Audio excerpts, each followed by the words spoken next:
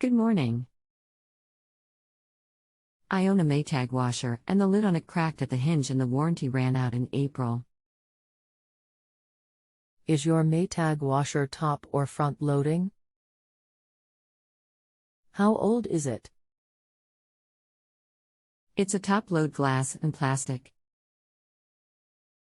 Model MVWB765FW3. How long has this been going on with your Maytag washer? What have you tried so far? I want to replace the lid, but I want to make sure I get the rigged lid.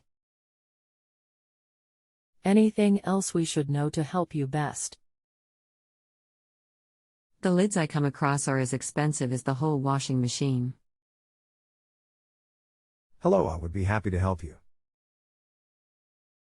You will need to order and replace this part number W11259006.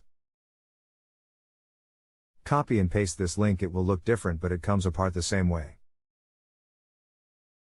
https://u2.b/x5lookback. You can order it from reliableparts.com, repairclinic.com, searspartsdirect.com. Thanks. You are welcome. I'm sorry for your trouble. If you need any more information or help, let me know. My username is. Hope you have a great day. Please don't forget to rate me.